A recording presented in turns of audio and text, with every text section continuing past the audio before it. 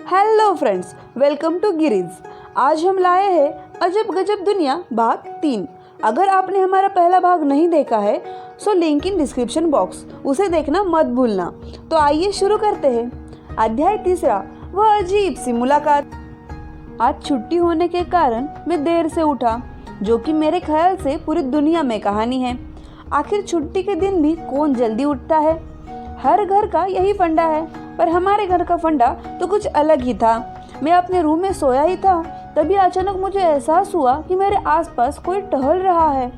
तभी मेरी अचानक से नींद खुल गई। तभी मैंने देखा कि मेरी बहन मेरे रूम में पोछा लगा रही थी। मुझे यह देख आश्चर्य हुआ। क्यों न हो, मैंने उसे कहा, दीदी तुम अलग जगह आ गई हो, यह मेरी रूम है, तुम्हारी रूम बगल वाली है। अरे मानव, तू तो जल्दी उठ गया, मैं तो तेरे ही जागने का इंतजार कर रही थी। चल उठ, खाना खा ले, उसने प्यार भरी आवाज में कहा। उसकी आवाज सुनकर मैं खुद को बलि का बकरा महसूस कर रहा था। पहले देखभाल और फिर हलाल। दीदी और मैं खाना खाने को बैठे, तभी दीदी ने एक पानी का घूंट लेकर कहा, छोटे, आज मम्मी और पापा नानी के घर गए हैं और कल वापस आ जाएंगे, पर मुझे भी आज शक्ति के साथ मिलकर हमारा प्रकल्प पूरा करना है। मैं खतरे को भाप गया था, इसलिए मैंने उसे उग्र आवाज में कहा, हाँ तो मैं क्या करूँ, और अपना खाना आराम से खाने लगा। मुझे लगा कि शायद सच में मुझसे 5 साल बड़ी बहन एक ही वाक्य में डर गई। मैं खुद को शेर समझ रहा था। तभी उसने अपना चश्मा नीचे कर मेरी आंखों में आंखें डालकर कहा, छोटे सुन, मैं तुझे पूछ नहीं रही हूँ, बता रही हूँ, समझा? मैं जा रही हूँ, रात को देर से आऊंगी। अच्छे से घर को संभालो और खाने का सामान फ्रीज में पड़ा हुआ है, मैं जाती हूँ।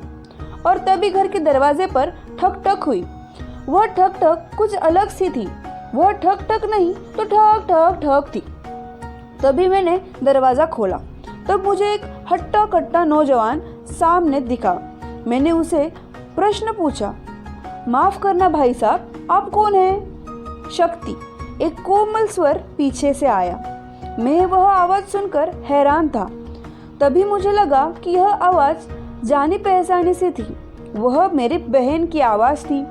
तब मुझे पता चला कि शक्ति सिर्फ लड़की का नहीं तो लड़के का भी नाम होता है।